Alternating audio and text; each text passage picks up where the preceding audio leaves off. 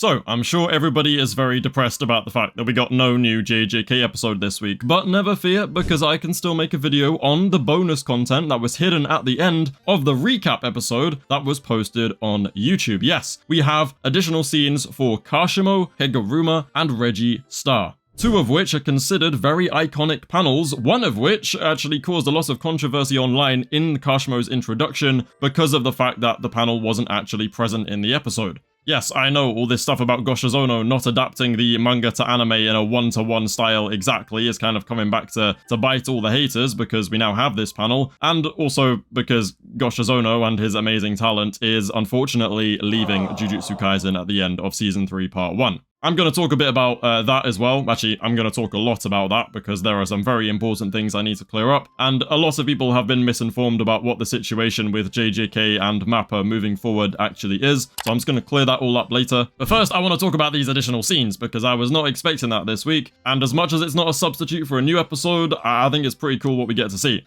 So Kashimo's very first panel in the manga is basically him staring through a dude's torso that he has blown open. So yeah, obviously all the Kashimo fans were like, "Oh my god, that's so fucking cool." And then Gosho was like, "Nah, bruv, you can't have it, it's gone." And then he instead included a sequence that flowed much better in the style of anime, and it didn't feel like we were missing that panel at all. But naturally, the people who like to complain about, the anime not being an exact one-to-one of the manga, and complaining about Gosho's direction of the series, jumped on that immediately and were like, "No, this is horrific, this is like war crime levels of stuff right here, alright? We need 10 years in prison, minimum for Gosho for not including my glorious daddy Kashimo staring through this random NPC no-name droid's torso, right?" Well, they can shut up now, because as much as that panel is dope, I don't feel like it was needed in the episode, and they do now get to see it animated in this little bonus scene, which is really dope. It does look very cool. It doesn't have the same aura that it does in the manga, because again, manga and anime are just separate mediums, They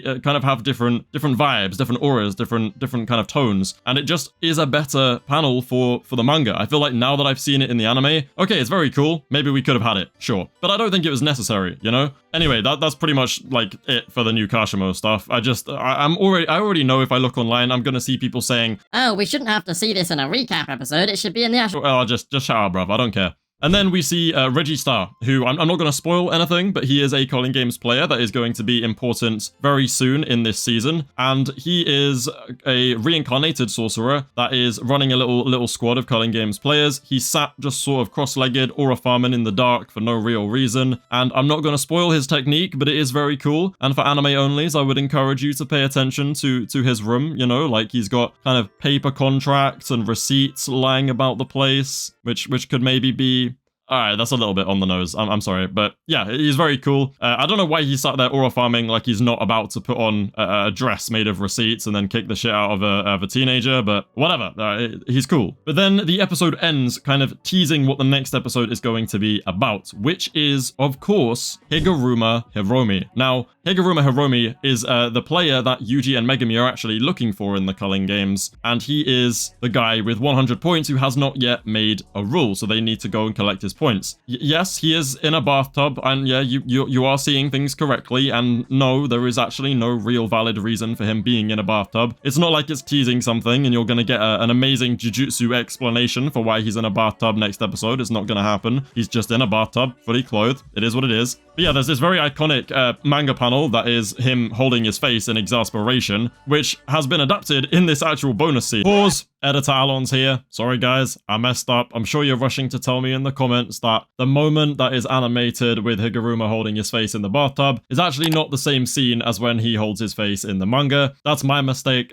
I do think there is still a possibility that because they might have not animated the panel of him holding his face in the flashback for Higuruma, that they're referencing it here in the bathtub. So it's very possible this is still their adaptation of that panel. But as far as I'm concerned right now, it's actually not the same moment at all. Either way, it looks cool. Just ignore me when I talk about it being the same. My bad. In the manga, it's a side-on perspective, which is, again, cool for manga. But in the anime, it's like a very classic Gosho. It's almost a fisheye shot, but it's not really. It's just this kind of of close-up overhead shot of him holding his face. I love the effects of like the water trickling down his face. He really does look exasperated and depressed as he's meant to, and it's like really desaturated, which is quite nice. It's like it's a really cool shot. I think they've adapted it really well. But the nice detail is that the episode ends right after this scene, but before it does, his eyes like kind of roll down to the side as if someone's walked in and seen him, which kind of hints to what we're doing next episode, you know, with like a certain character walking in and facing him. So it's a nice little nod towards that. I also really like the fact that we're teasing, you know, Higuruma, Reggie, and Kashimo, but oh my god, a Mappa gatekeeping Sendai Colony, bro. We get no like little hints, no nothing. The most we have is like some still frames of Ryo and Uro in the intro and like 2 frames of Granite Blast being fired. But beyond that, there's no setup, there's no hints. They could have easily included like a Sendai Colony player in this little thing, because obviously, you know, we have Reggie, Higuruma, and Kashimo all being relatively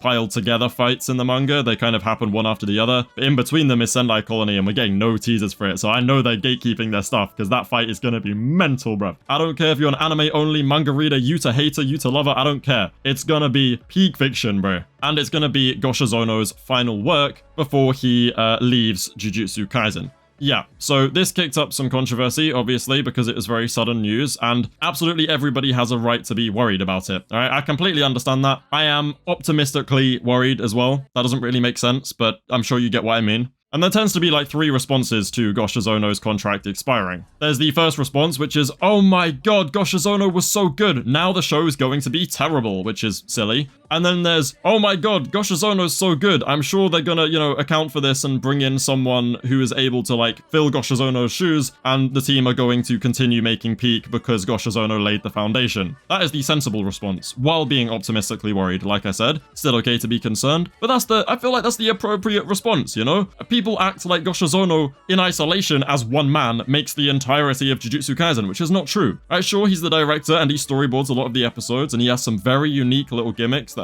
are really cool, but overall, this is still a very talented team of people working on it, right? And the core of the team shouldn't change. The groundwork, the foundation, the art style, it's all been laid out for season 3, and I don't think necessarily changing director, although it is an odd thing to do between cores of one season, I don't think it will impact it that badly. We might just lose some of the Gosso uniqueness, which is upsetting, sure, but not the end of the world. The animation will still be peak Jujutsu Kaisen, as it always has been. I'm sure whoever fills his shoes will do a very good job at like keeping up the tone and the pace of the season. I'm hoping for a situation where we don't even notice the difference between part 1 and 2, but even if there is a slight difference, it shouldn't be that dramatic, right? There are some people saying, oh my god, the art style is going to change, the animation style is going to change, everything's going to change. If that did happen, or does happen, and we've kind of split up another art style change in Jujutsu Kaisen, because there was one between season 1 and 2, if we introduce another art style change or big animation style change in the middle of one season, yeah, that would be a problem, sure. Alright, I can get on board with that being an issue, but I highly doubt that's going to be the case, and we just need to let it cook,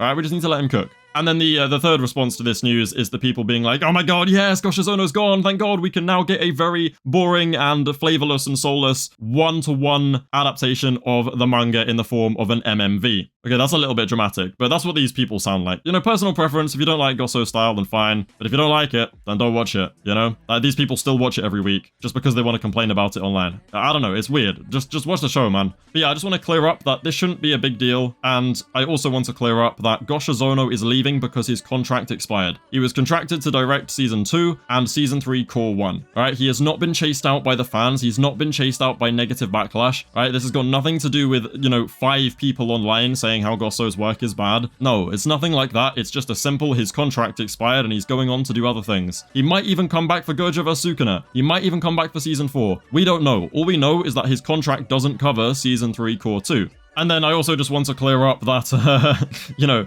Mappa is not giving JJK to JC staff. I know there are lots of, like, accounts online that just like to rage bait and misinform people for engagement bait purposes. They make very, bot-looking and yet, you know, convincing, if you're a casual viewer, little posts about how, oh my god, Mappa has sent JJK to JC staff, we're getting the One Punch Man Season 3 situation. And then all the, like, you know, brain-dead people just kind of don't do their own research. They see it, they send it to their friends, the TikTok TikTokers make TikToks, and it's like, all right, now everyone thinks that's gonna happen, which to be honest is kind of funny because obviously people thinking that's gonna happen won't make it true, so it doesn't matter at the end of the day. It's just kind of jokes to see it happening, like just see all the misinformation unfold. But Mop is still handling JJK. All right, we're still getting peak. Gosso Cinema is gone for now, but hopefully whoever takes his place will do a great job. The rest of the core of the team should be fine. They've got some incredibly talented key animators that have been working on JJK all throughout season 2 and 3 and 1, to be fair. But yeah, and it's not, let's not like blow things out of proportion here, all right? I think we're gonna be fine. All right, we're not getting a One Punch Man situation, and if we do, fuck it, bruv. I'll animate it myself, all right? I can draw stick figures and stuff. It'll be peak, trust.